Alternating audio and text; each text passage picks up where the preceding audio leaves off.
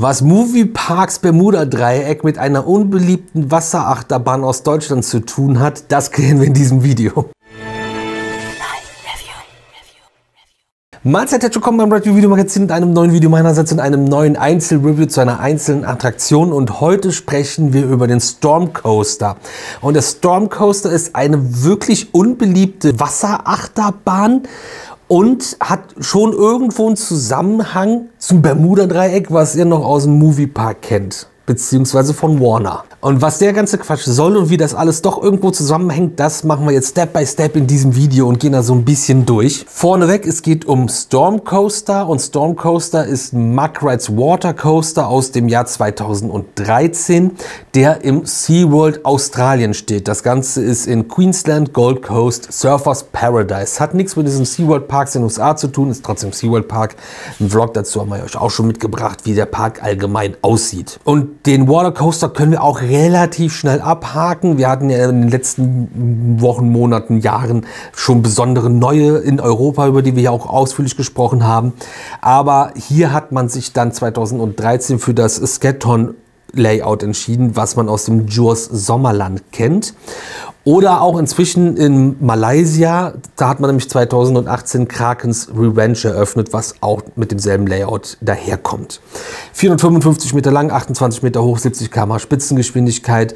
Und ein Watercoaster ist eine Mischung aus einer Wildwasserbahn und einer Achterbahn. Und hier ist es so, aus der Station startet man erstmal kurz in einem Wasserbecken, dann kommt dann ein Kettenlift, danach ein Achterbahnpart, wo eigentlich zwei abfallende Rechtskurven aufeinander folgen. Und dann gibt es eine große Abfahrt, auch auf Achterbahnschienen, so ein Camelback, und dann endet das Ganze wieder im Wasser, wie bei einer klassischen Wasserbahn. Man hat also bei dem Baumstammboot, was ihr vielleicht noch kennt, einfach diese langsamen Kanalpassagen weggelassen und diese ersetzt durch Achterbahnschienen und etwas aufregendere Strecken. Und die Gäste von SeaWorld in Australien finden das nicht gut. Die finden das gar nicht aufregend genug, finden das ziemlich monoton, weil es zweimal einfach in so einem Rechtsabfall in der Kurve rumgeht. Und im Vergleich zu dem anderen Zeug, was man da so in Australien fahren kann, ist das wohl eher langweilig für die. Okay, kann man so meinen, kann man so sehen. Vorher war es aber besser und spannender. Okay, da gehen wir gleich mal drauf ein, was nämlich vorher an dieser Stelle war. Es geht nämlich nicht um die verworfenen Pläne, die SeaWorld mal hatte, denn 2008 hatte man schon Pläne und Überlegungen für einen Mug Rides Water Coaster, der aber zum großen Teil über den Parkplatz hätte fahren sollen. Aber man hat jetzt nicht 5 Jahre später das dann doch umgesetzt, aber nur an anderer Stelle, sondern wir müssen so ein bisschen in der Geschichte zurückgehen von SeaWorld, und 1994 gab es die Eröffnung von Bermuda Triangle.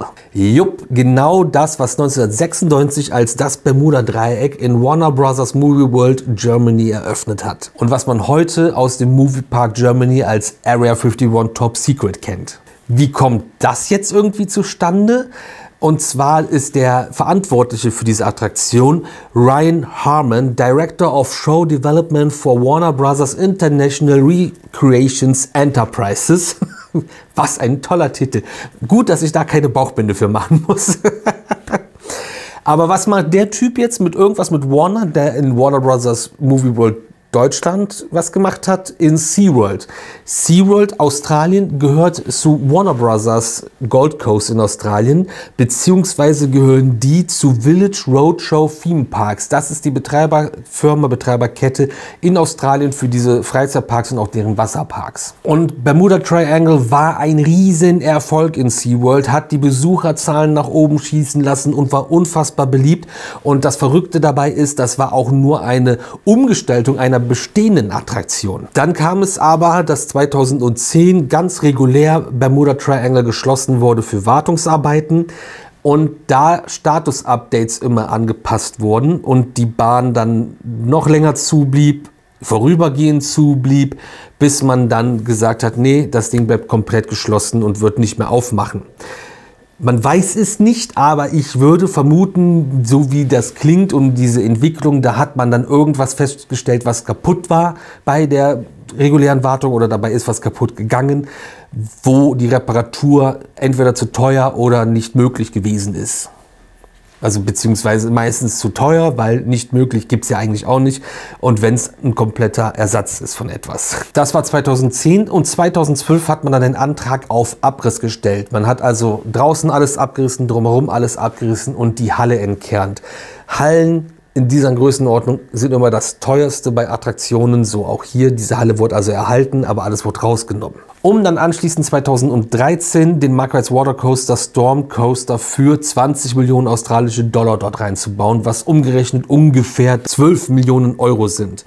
Das Witzige ist ja, dass das Ganze eine Umgestaltung war und man hat für 3 Millionen australische Dollar Lascitas Lost Mine dort installiert. Die Attraktion wurde umgestaltet für 10 Millionen australische Dollar zu Bermuda Triangle und das wurde quasi jetzt umgebaut für 20 Millionen australische Dollar zu Storm Coaster. Aber Bermuda Triangle hat halt wohl eine riesige Fanbase in Australien. Jetzt ist die Wasserachterbahn da drin. Ja, Fahrt ist okay, Wasserachterbahn, wie man sie kennt.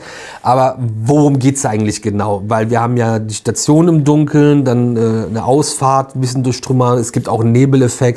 Aber was ist das Thema hinter Storm Coaster? Und man bezieht sich auf die Auswirkungen eines tropischen Wirbelsturms der Kategorie 5 an der Küste bzw. in einer Hafenstadt im Hafengebiet. Und das ist das ganze Thema der Attraktion. Und die Attraktion zeigt halt die Spuren der Verwüstung nach so einem Wirbelsturm. Überall liegen Boote, Autos, Seefrachtcontainer und andere Trümmer. Aber die Hafenstadt, in der wir uns gerade befinden, befindet sich im Auge des Sturms und wir müssen mit Küstenwachenbooten evakuiert werden. Und in diese Boote steigt man dann bei der Fahrt. Hier vielleicht auch witzig, die Bügel beim Mark Rides Water Coaster sind eigentlich nur eine Aufstehhinderung und man hat das in Australien aber nicht so haben wollen und dann hatten man sich da im Nachhinein noch irgendwelche LEDs jetzt eingebaut, die sagen, der Bügel ist in einer Mindeststellung, damit der dann auch richtig geschlossen ist. Und was ich auf dem Bild gesehen habe, das war jetzt nicht mehr so, aber auf dem alten Bild, was noch an so einer Bude hing, die hatten früher scheinbar Dreipunktgurte in diesen Booten. Ich weiß nicht, wie man darauf kommt und wie man das da reingefummelt bekommt, aber man hat wohl Dreipunktgurte genutzt, um damit zu fahren, plus den Bügel. Und mit diesem Küstenwachenboot fahren wir natürlich nach draußen, wir fahren an den Trümmern vorbei, dann kommt der Achterbahnpart, der vielleicht thematisch ein bisschen schwierig ist, wenn man so weit oben unterwegs ist, aber man hat sich auch da gedacht, nö, da thematisieren wir nicht, wir thematisieren da vorne, wo alles auf dem Boden ist, da unten, das kriegt ja keiner mit. Das ist eher Brachland und Hinterhofcharakter da, das finde ich sehr schade und das sieht auch kacke aus, weil man läuft da lang, man sieht das. Also nur weil ich das bei der Fahrt vielleicht nicht wahrnehme und die Aussicht genieße oder da oben rumfahre, das da unten sieht man, da muss man das auch schon durchziehen, meiner Meinung nach. Damit Grüße nach Österreich, aber da reden wir auch gleich drüber. Ja, dann gibt es den finalen Drop, sage ich mal. Der geht unter dem Eingangsbereich drunter her, ist ein nebelgefüllter Tunnel, das ist cool. Und dann geht es über einen großen Camelback, der diese Wasserschaumgeschichte hat. Das ist auch eine coole Sache. Und dann geht es ins Innere mit Vollspeed und da zum finalen Splash, zur großen Wasserung. Indoor, da fliegt das ganze Wasser überall rum. Und man hat ja dann die etwas längere Fahrt zurück, die hier dann Dark Ride Part ist. Das finde ich ganz cool. Auch alles zerstört. Lichteffekte, Wassereffekte, die auch cool sind und es soll wohl mal auch Feuereffekte gegeben haben. Ich hatte jetzt keine, als wir vor Ort waren oder keine gesehen, über die ich jetzt berichten könnte. Und dann endet die Fahrt. Obacht, man hat die Möglichkeit im Inneren beim Ausgang in die Splash Zone zu gehen oder wie ich da zu stehen, das nicht zu wissen, nicht zu ahnen und im Dunkeln nicht zu sehen, dass das alles nass ist und da steht auch nichts und dann kommt ein Boot und das ist das erste, das erste Boot, was kommt, nachdem man gesagt hat, oh, da kann man sich ja hinstellen für eine tolle Aufnahme, um festzustellen, man steht mitten in der Splash Zone. Das war nicht so schlau.